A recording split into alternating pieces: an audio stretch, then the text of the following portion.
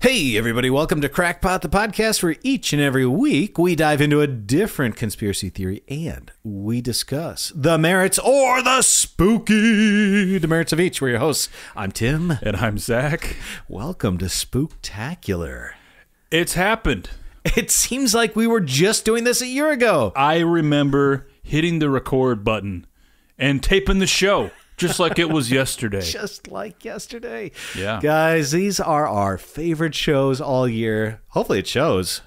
But yeah, these are fun. They always freak me out.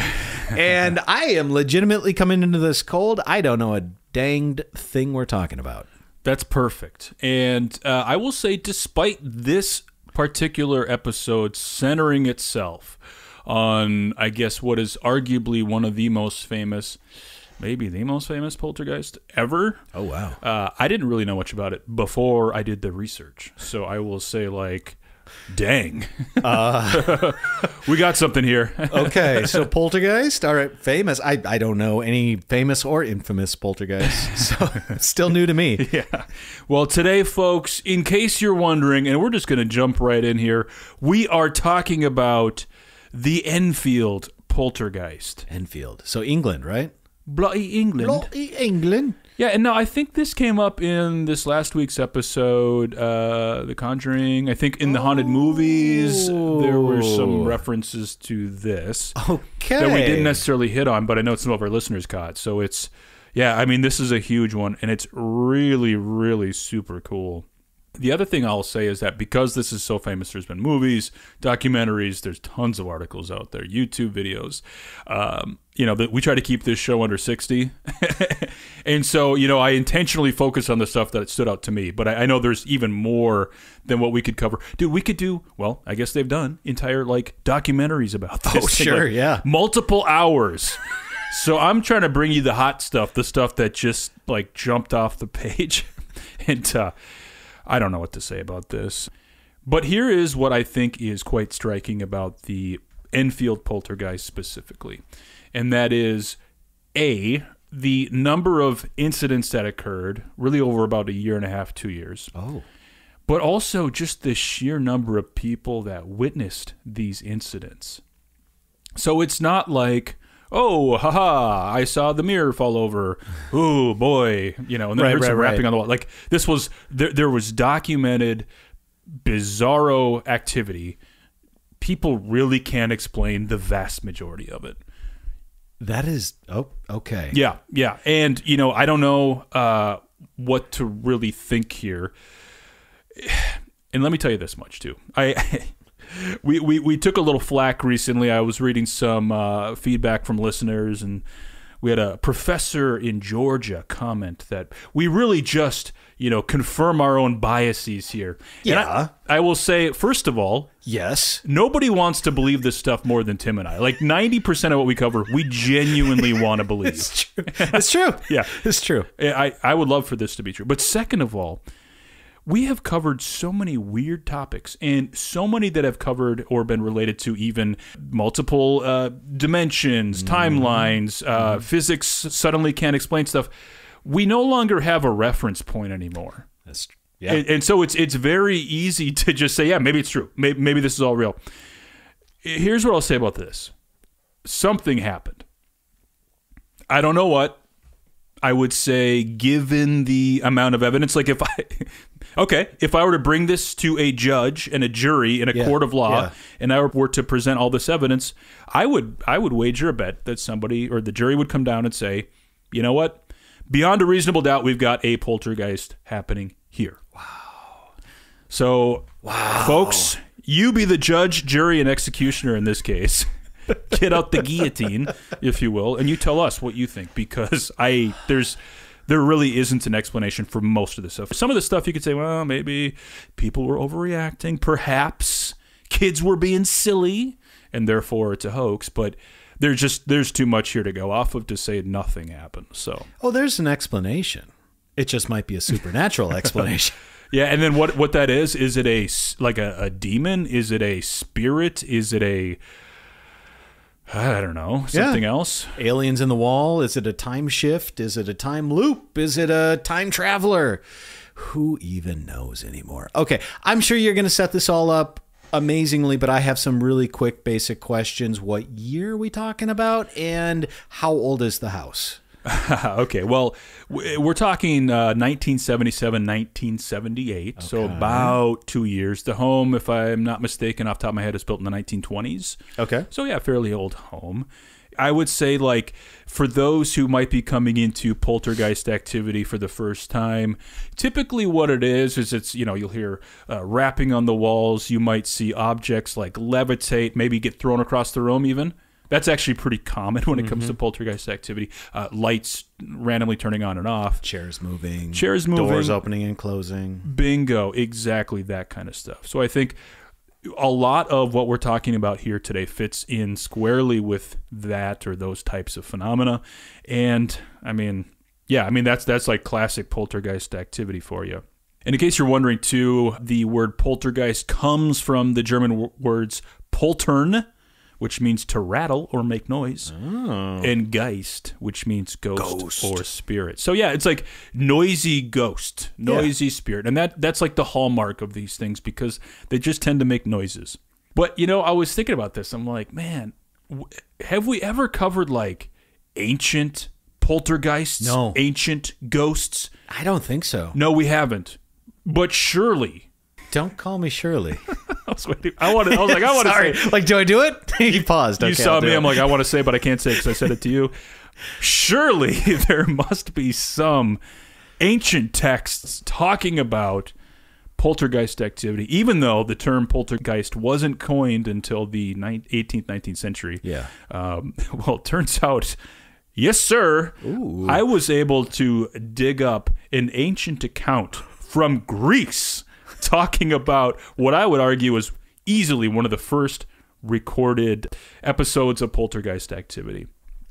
And this comes from a man by the name of Pliny the Younger. Okay. Pliny the Younger was a prominent Roman lawyer, author, magistrate. So he's a real guy. Mm-hmm. He lived from 61 to 113 AD. Mm-hmm. So long time ago, folks. He was known to document day-to-day life in ancient Greece and Rome, and a lot of, I think, what we know about day-to-day life back then comes from him and people like him that wrote about this. But I was just digging around purely out of curiosity. I had to kind of go off-road here before we jump into the Enfield Poltergeist because, yeah, I think this kind of sets the table for what we're talking about here today. So I'm going to go ahead and read what he wrote, and I think... well, I'd just be kind of curious to get your reaction on this. So he said, and I'm just reading this directly from one of his letters. He said, "There was at Athens a large and spacious but ill-reputed and pestilential house.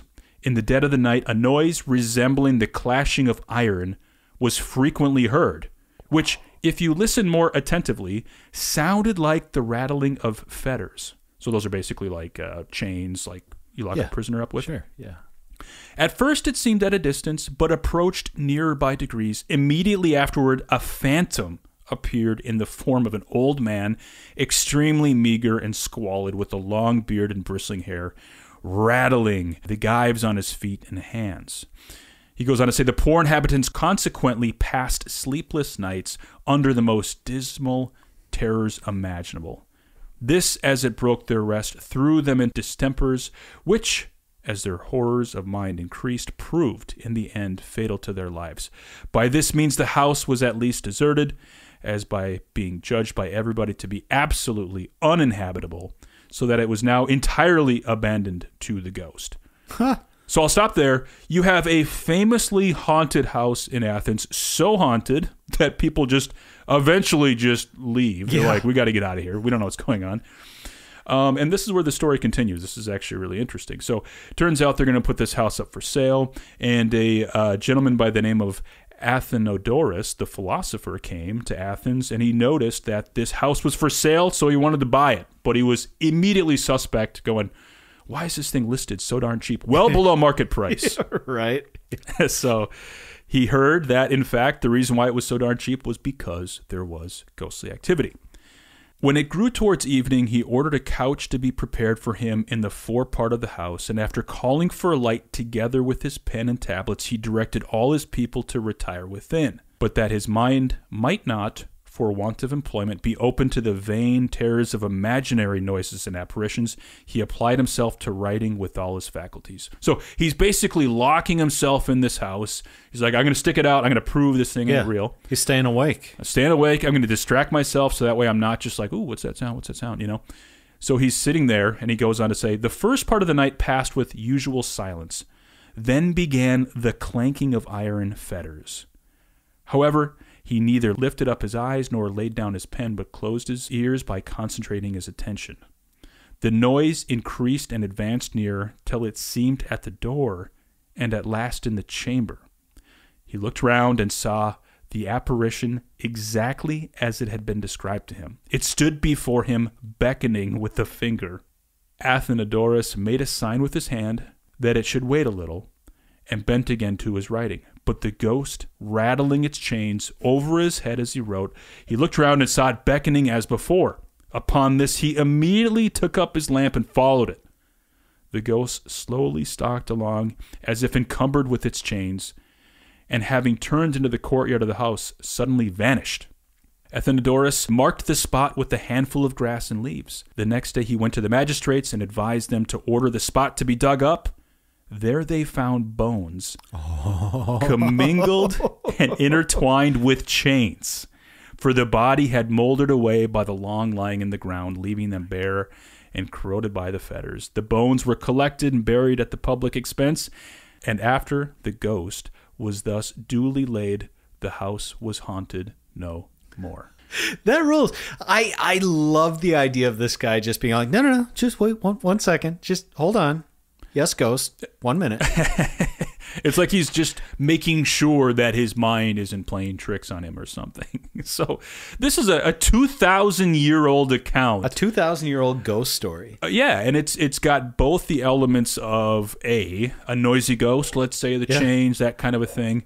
It also brings in this added element of an apparition, which you don't often hear about with poltergeist stories. You don't usually see a poltergeist. Exactly right. Now, what's interesting as it relates to the Enfield Poltergeist is, and you'll have to wait for it, they may or may not have seen an apparition or two. Oh, okay. So, but, you know, kind of the gist of this here being, look, people have been seeing this stuff for thousands of years, and it's all very consistent with, well, I guess whether you're in 1977 Britain or whether you are in ancient Greece or Rome. Wow. So let's talk about the Enfield Poltergeist here. Hop over the pond to foggy London town. London. Go a little bit north to the borough of Enfield. A borough mostly known for its abundant parks and gardens. Also has become known for something a little more sinister. By the way, this house stands to this day. Oh, it's still there? Yeah, it's probably an Airbnb by now, but yeah. Anyways, let's keep rolling. Let's turn back the clock to August 1977, 284 Garden Street in Enfield. I'd be curious if any of our listeners live there now or have been there. It's actually a pretty famous destination to go check out. This was a modest council home built in the 1920s. I mentioned the fact that it's a council home because this is the UK equivalent of a like rent-controlled house, but more importantly, it would remind you a bit of, let's just say, like row houses. Oh, okay. So you have multiple families living in multiple units across these houses that are all connected. So one of the theories against this being poltergeist activity is, it's just the neighbors on the other side of the wall, right? Yeah. But I think the setting is quite important here. Enter the Hodgson family. You have Peggy Hodgson. She's a single mother of 4 children. Those children are Margaret, age 13, Janet, age 11, Johnny, age 10, and Billy, age 7. Although we do have 4 children in this story, the vast majority of the paranormal activity seems to center around the 11-year-old Janet. So let's go to the evening. It was a Tuesday evening, August 30th, 1977. The family living at this house, the Hodgsons, started hearing several odd knocks and bangs coming from basically nowhere and also everywhere inside the home. And again, like I said, this is a council home, so at first they're probably like, Johnny next door is hanging up some pictures, or perhaps they're bouncing a basketball next door, something like that. But again, these raps and kind of rattles and just bumps they're hearing just seem to kind of come from basically everywhere across the house. At first, they're thinking, okay, this is probably fine, but also it starts to pick up, and it just seems like things are getting a little bit more odd. And in fact, Janet, later that evening, told her mom that her brother Billy, his bed was, I'm quoting here, going all funny and moving on its own accord. Yeah. Okay, that's scary. A bed just moving around, and then they're also done. hearing knocks and that kind I'm of out. thing. So, okay, let's go to the next evening here. You know, it's kind of like, all right, kids, just, you know, probably too much soda today, I'm sure. Too many fish and chips. The next evening, however, they continue to hear this noise again. And Peggy this time noticed that it's coming from back in Janet's bedroom. She continues to hear this noise. Assuming it's the kids messing around before bed, she goes back to take a look. And she witnessed, get this, a clothes dresser moving around the floor on its own volition. In other words, like, this dresser was just moving back and forth. A piece of furniture was wandering around the room. Yeah. There was no kid there pushing it. There was no, I don't know what, ants underneath it moving it around. It's clearly just moving on its own accord. So What she even actually is that? Yeah.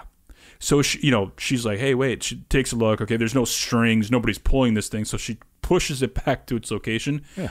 And then the dresser gets pushed back out. She pushes it again.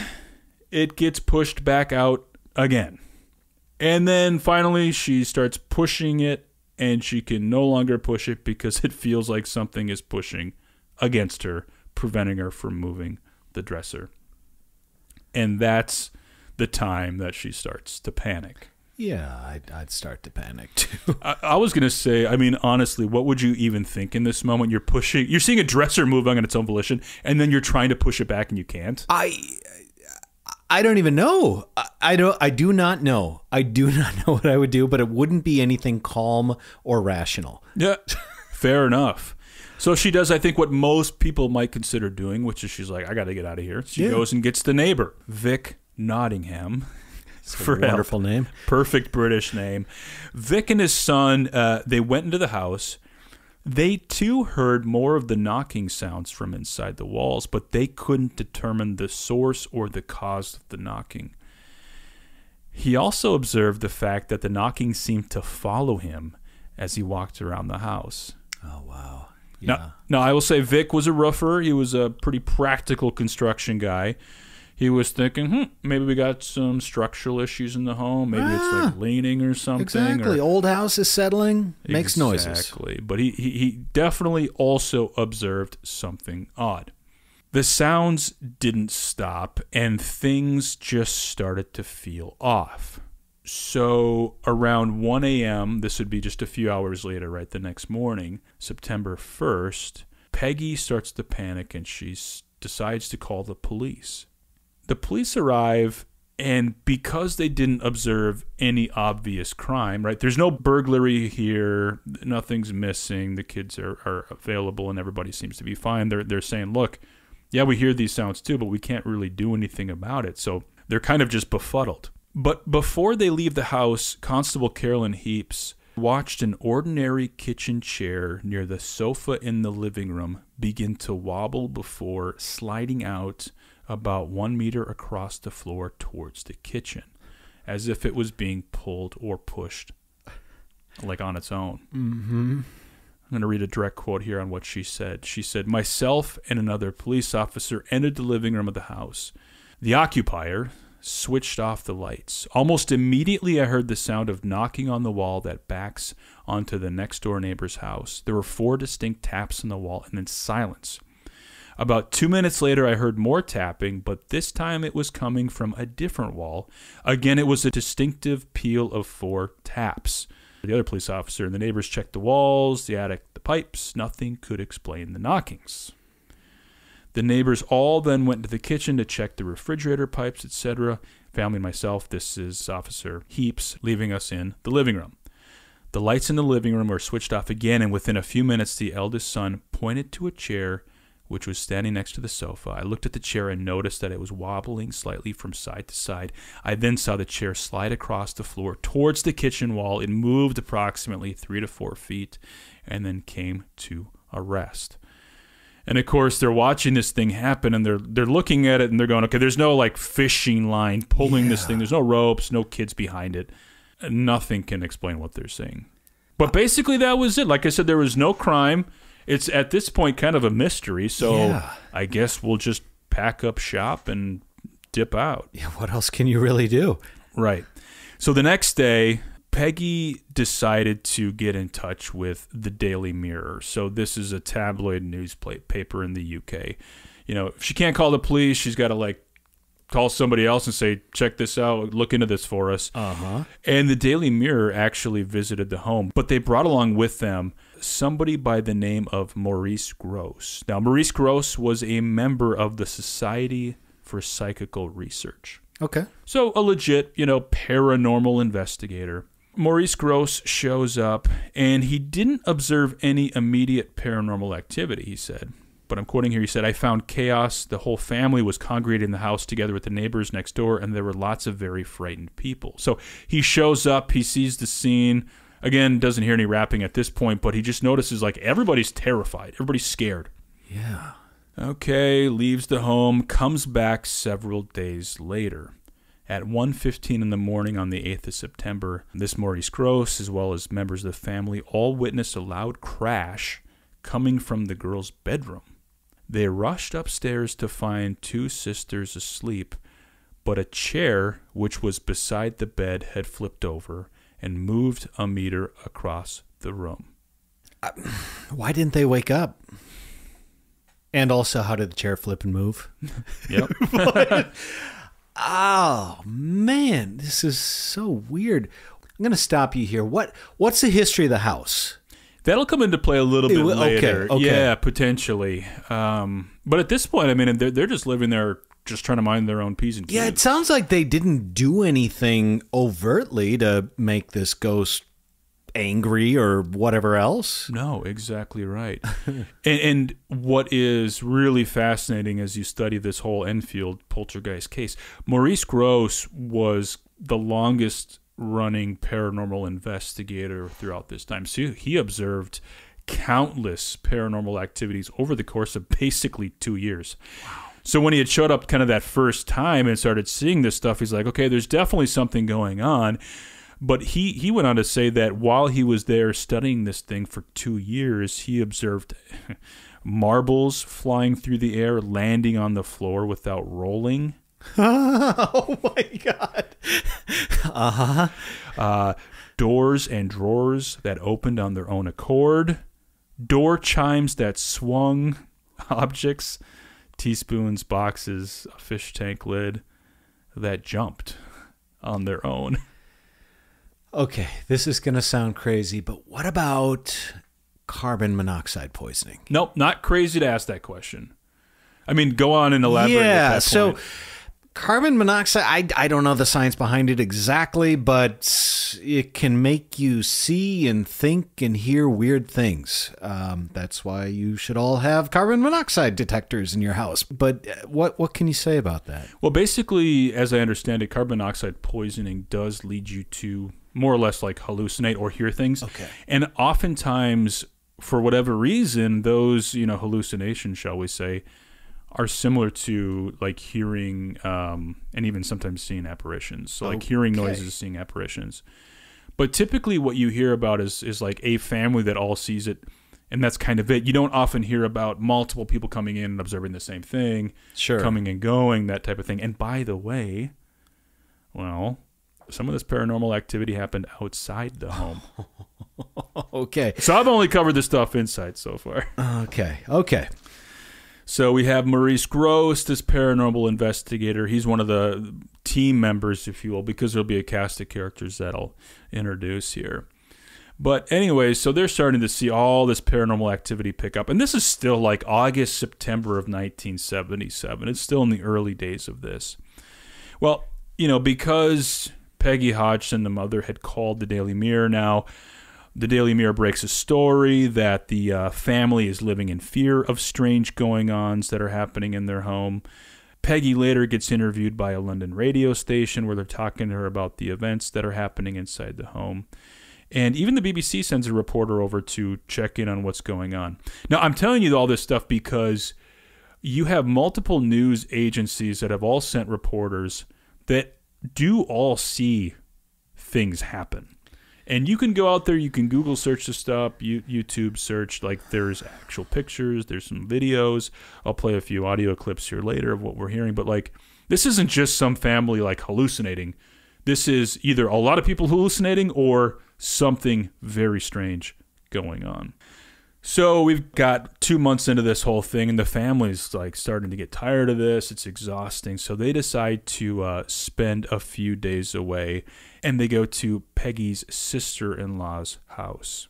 So Peggy's sister-in-law one evening is making tea, and while she's making tea, a piece from a child's toy appeared in front of her face and dropped to the kitchen counter.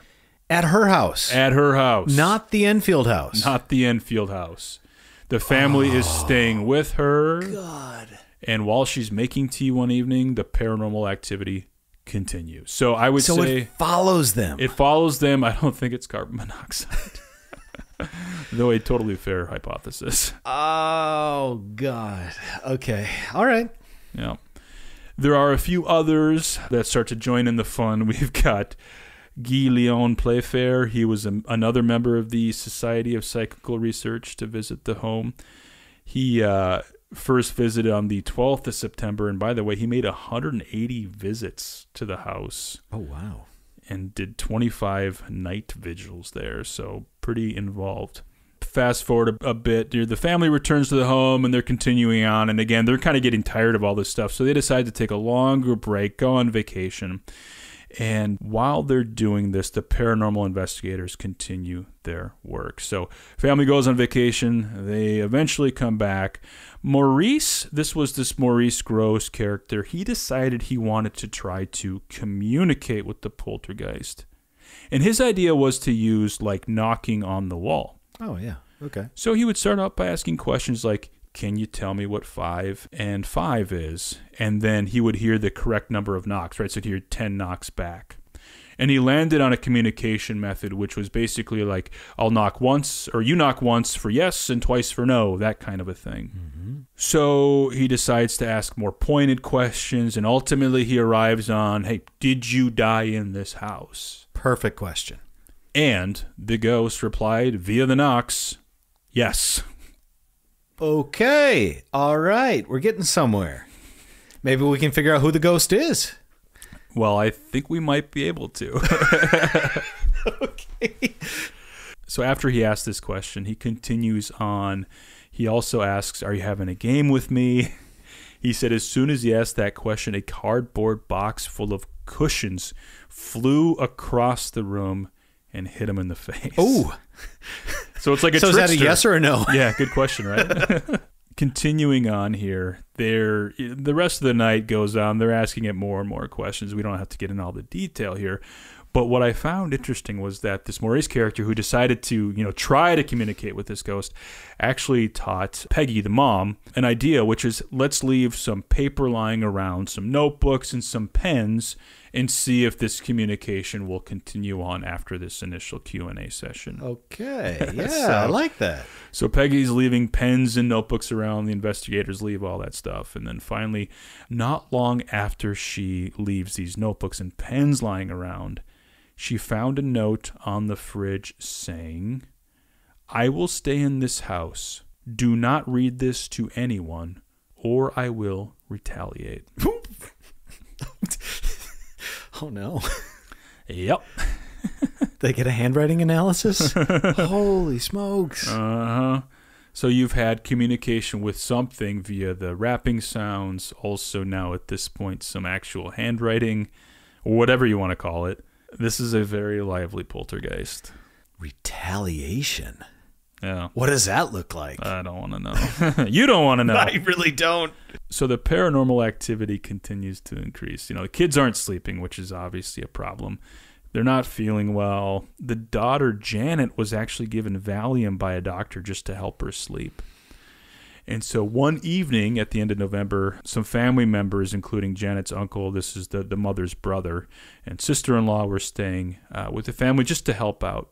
And Janet's uncle went up to go check on the kids, make sure everything was in order. What he found was quite disturbing. He found Janet fast asleep, listen to this, laying on top of a radio, on top of the clothes dresser, and she was sleeping like just completely out cold, just laying on top of this radio.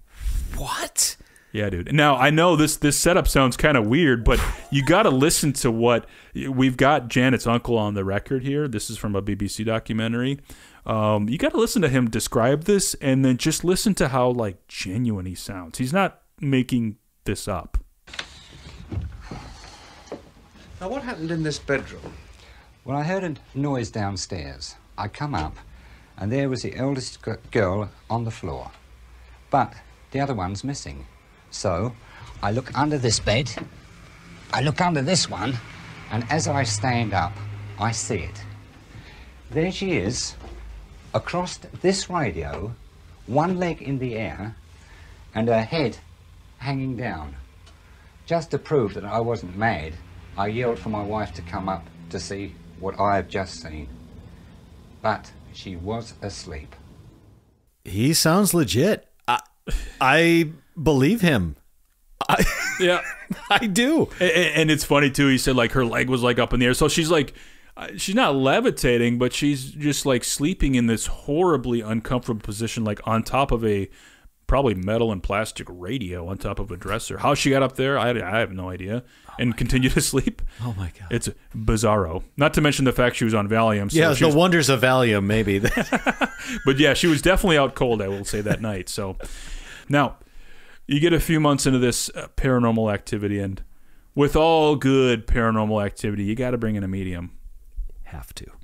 They brought in the Brazilian psychic Luiz Gasparetto. This was at the end of November. He was the first medium to investigate. Now, I will say, a little disappointed in the results. There wasn't, it's kind of a red herring. They bring in this medium. There's not much that comes out of it, which I was a little disappointed by. But this Luiz Gasparetto assured the family, everything's okay. Everything is fine. Now, just to stop you real quick, the poltergeist hasn't hurt anyone, right? Not to this point. Not traditionally. There's no, not getting cuts or random scars appearing or something. A box of cushions hit someone in the face, but it's nothing violent or malicious. Correct. Things do start to take a little bit of a turn. However, it's actually interesting you ask that question now, because it wasn't long after the medium's visit that Janet, the 11-year-old, started making disturbing drawings. She would color these depictions of killings with blood, with knives, the whole bit. Really disturbing stuff. Mm-hmm. And here's where it probably gets even worse. The paranormal investigative team continues to expand. They bring in more members. We got a Dr. John Beloff. He was head of the Edinburgh University's psychology department, as well as Anita Gregory. She's from the North London Polytechnic University. And they were also just trying to study the bizarre happenings. While they were there, Maurice, so he's still hanging around investigating this stuff with them, he challenged the poltergeist to speak, literally speak. Oh. And at first, the researchers witnessed a series of whistles and dog-like barks. What? Before a long, gruff male voice started to emanate from Janet, the 11-year-old. Oh, no. The voice sounded like that of an elderly man. The researchers standing there observing this were convinced it was not 11-year-old Janet. But yet the voices are coming from her. Oh, my God. Now, I'm going to play a clip of this here in just a sec. And I know it's a little bit hard to hear, but the voice identifies itself as a man named Joe Watson. And eventually, another spirit also kind of interrupts, and his name is Bill Wilkins. before I play this clip here, I'll explain what some of the audio recording gets into. And they're asking, like, what happened? What happened when you died? And Janet replies in this guttural, gruff voice. She said, I went blind, I had a hemorrhage, and I fell asleep, and I died on a chair in the corner downstairs. So I'm going to play a quick clip of audio here. You'll hear some, like, weird sounds. It's like her barking. And then you'll hear this guttural voice. Oh, this is terrifying. Let me hear you say my name. Come on, let me hear you say my name. That's not my name. Now, say Dr. Belloff. Come on. Come on, say it for me, Dr. Belloff. Dr. Belloff. Right, that's good. I know. Shut up, your door. I'm 72 years old. I come from Jewett Park graveyard. And I have right near the church where Rita lives. And all my friends come from there as well. And we all make a game and go to the pub, and then we pick your house, because I used to live here. And I will tell you some more, and if you don't tell anyone else, just set Mr. Work and Mr. Playback. I could have done without hearing that, but for science's sake, what is going on? I was on the fence even about digging up that clip because it legitimately, like, freaks me out. It's an 11-year-old girl that's making these sounds, and it's observed by a team of doctors and researchers. Yeah. And get this. This wasn't the first episode of this happening. This happened multiple times. There are like hundreds of minutes of audio of this stuff. Oh my God. And after a while, what they decided to do was fill Janet's mouth with water. Like a ventriloquist. To test, yeah. Oh, okay, yeah. She could, and the voice was still coming from her. No, it was not. It actually was. No, it wasn't. Oh my God.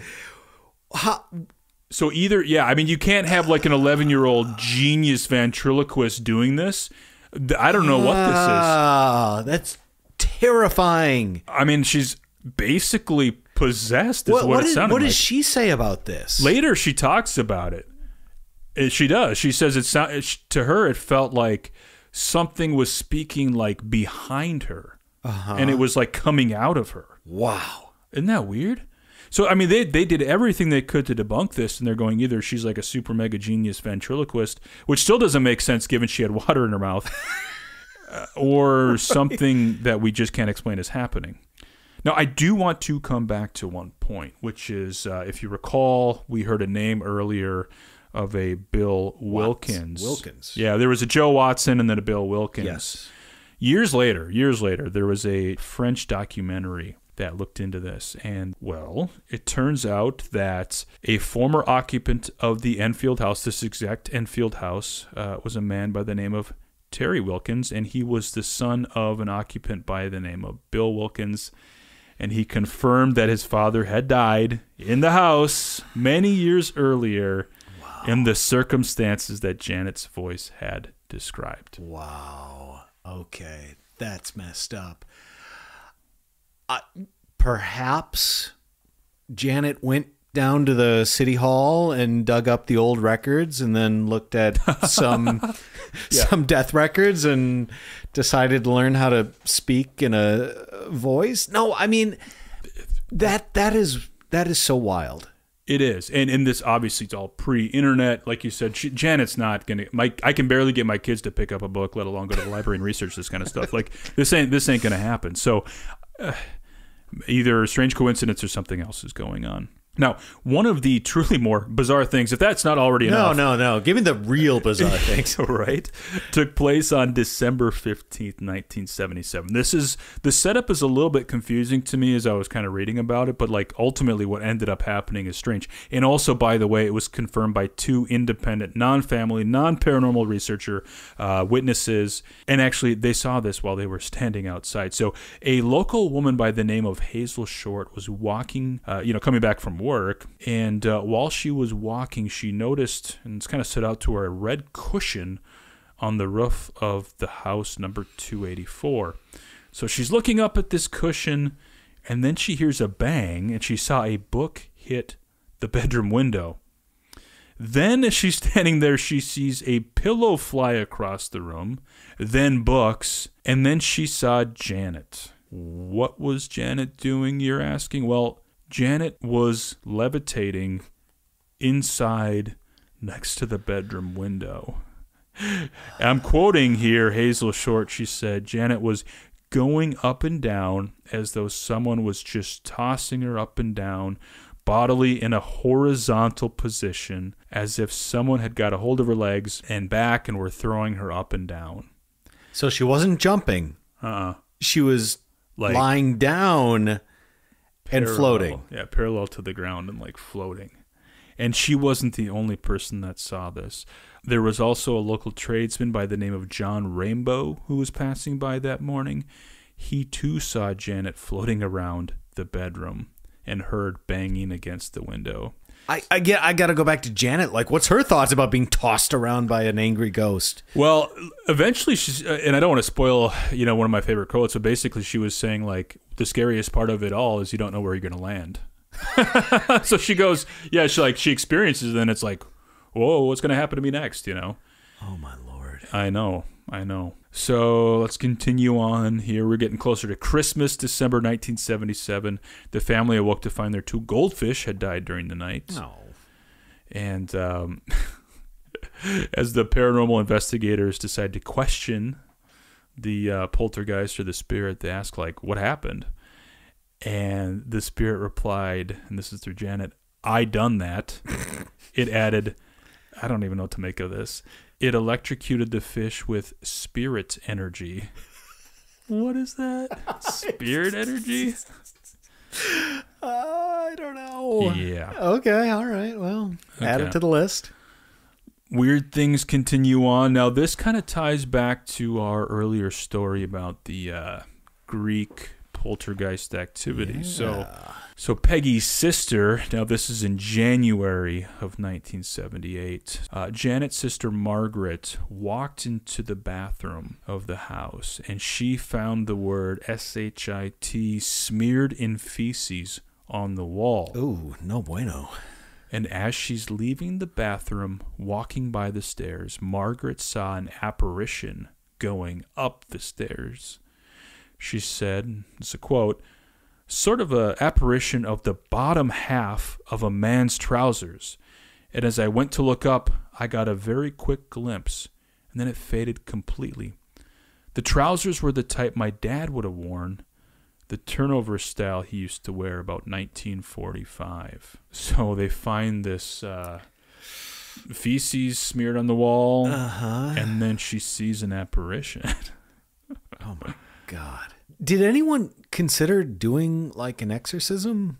Like bringing a priest over and sprinkling holy water or whatever they do? Yeah, later on in the story, and this won't spoil anything, they do multiple cleansings and that type of thing. But, they're starting now to really study this stuff and going, okay, is something not well with the kids? Is there something else going on here? Throughout the spring, the paranormal investigators note 155 paranormal occurrences, and they decide to then bring Janet to the hospital, the hope being, hey, look, maybe there's something psychologically going on. Sure, yeah. Janet goes to the hospital. She undergoes a series of physical, psychological tests. To cut to the chase here, nothing was off. But then they did ask her, they're saying, Janet, nothing happened while you're in the hospital. Nothing happened while you were there. Oh. Do you know what might be going on? And this is interesting. I don't even know what to make of this. She said, well, the power can't build up because there's no one else to help build it up. Oh my goodness. So that implies that she's like a conduit, like a medium almost. That was my takeaway too, like a lightning rod for this paranormal activity. Like she's channeling whatever the energy of these spirits are. And when she's out of the house, I guess it doesn't really take place, at least in the hospital. Sure. What is the deal with adolescent girls of this age being attracted to this paranormal activity? Yeah, or vice versa. Or vice versa, I suppose, more them? technically. But Yeah. Any explanation? Well, the most rational, and I can't believe I'm saying this, logical, I guess, explanation is that it's some level of, psychokinesis, maybe with emotions running high around that age, and people changing and growing up to be adults. There's just a lot of energy, and maybe there's something to that where it's channeling that adolescent energy. It's the craziest. This whole thing, I just don't even know. Right. So, by the way, Janet spent 6 weeks in the hospital, was ultimately given a clean bill of health, and went home.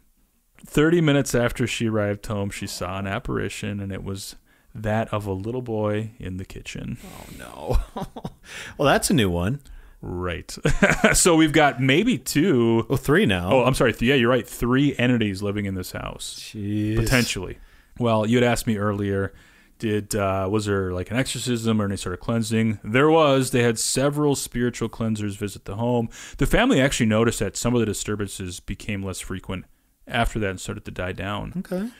And eventually it all just kind of stopped. Interesting. Yeah. And eventually the family moved away. Finally. Yeah. I would say, I 100% agree with you on that point.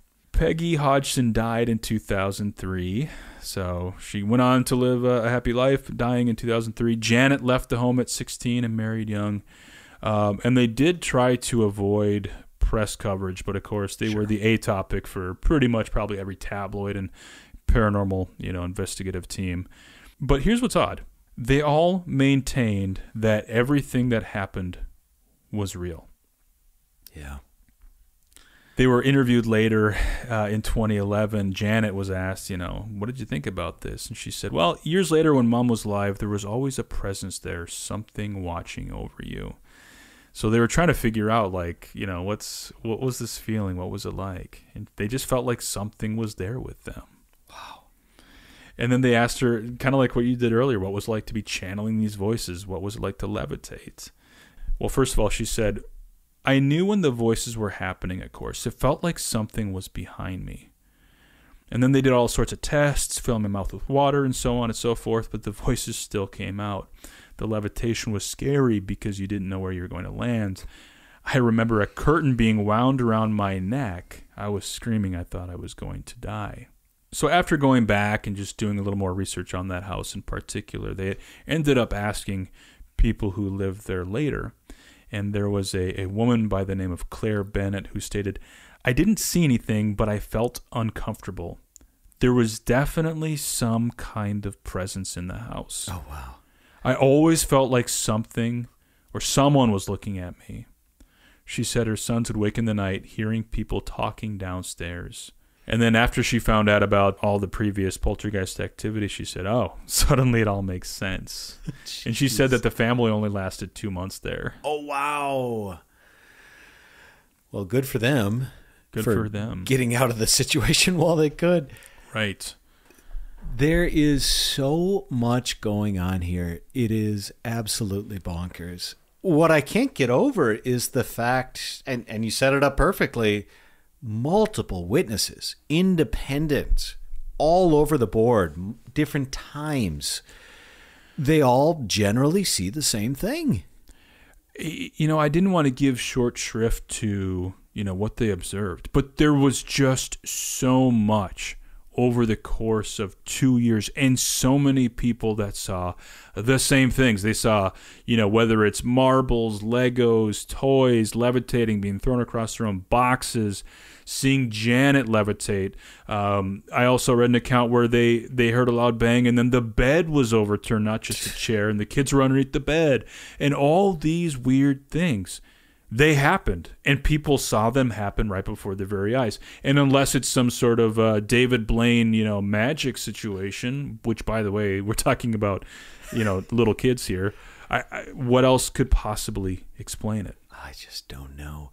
So when you were talking about this, I went on Google just to kind of get a visual sense of what was happening, and the pictures that show up are, I assume, Janet, like floating in her room. I mean, it super technically, if I'm perfectly honest, it looks like she's jumping, and then they capture some pictures in midair. But what's the story behind that stuff? Well, they would see these things happen, right? So, like, it appeared she was levitating sometimes in front of folks, and things would just float across the room, and they would watch them. And like you said, there are pictures. So make sure you check out our Instagram page, and I would highly encourage you just do a simple Google search as well, just to see what's out there. It is just, it's weird, and it all happened, and a lot of it was caught on tape. What's your thought? I mean, sounds like you're all in. Sounds like you believe them when they tell this story. Yeah, well, okay. One thing I will call out is, if you remember in some of the earliest accounts what was happening, some of it seemed to be happening in the dark. So you could say, okay, maybe there's a hoax. Yep. In fact, Janet and Margaret, the sister Margaret, admitted that they also did play some tricks every once in a while. Okay, yeah, sure. What they said, though, was that it only happened around 2% of the time. They said they were kind of messing with some of the investigators once or twice, and that was about right. it.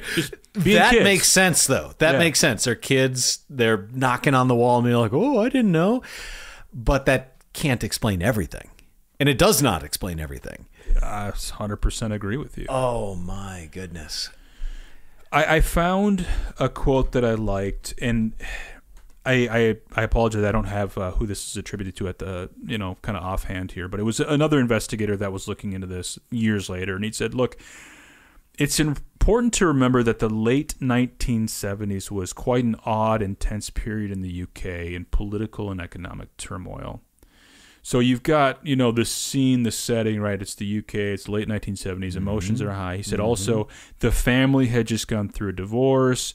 They were living in relative poverty, so maybe the young girls became kind of obsessed with the circumstances that they found themselves in, and emotions became bigger, right? And maybe that's what led to all of this. So if, psychokinesis is a real thing, then maybe these girls knowingly or unknowingly are willing this stuff with their mind just by their sheer emotions, right? Just kind of a perfect storm of events and locations.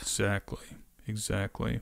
I would say, given just in the spring alone, they saw 155 paranormal events. The whole fall, they witnessed countless events. You can't say it's all made up. You could. Well, but you'd be easily able to debunk it. Yeah, I mean, how long have we been doing this? I still have a hard time saying I believe it, but I kind of sort of believe it, as crazy as that sounds.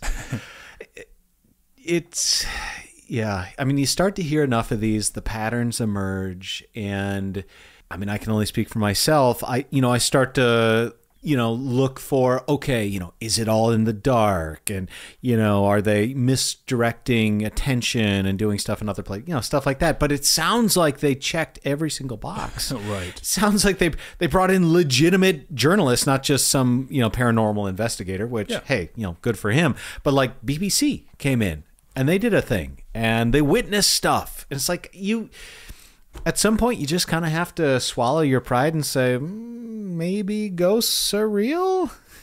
I mean, that's kind of the only explanation here, unless it's some sort of physics explanation that we just don't understand yet. Or everyone is in on the joke. Right.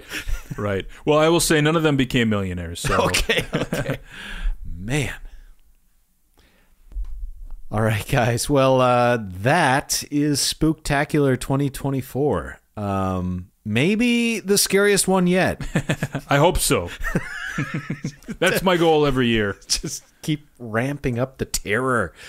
Fantastic. If you like these, if you want to hear more ad-free, head on over to our Patreon. It's patreon.com/crackpot podcast. You can sign up for as little as $3 a month. You will get everything we've ever put out without ads. That's 2 shows every single week. But before you do that, please be sure to rate, review, subscribe, tell your friends, tell your neighbors, tell your local poltergeist about our podcast, and we will see you next week. Thanks, everybody.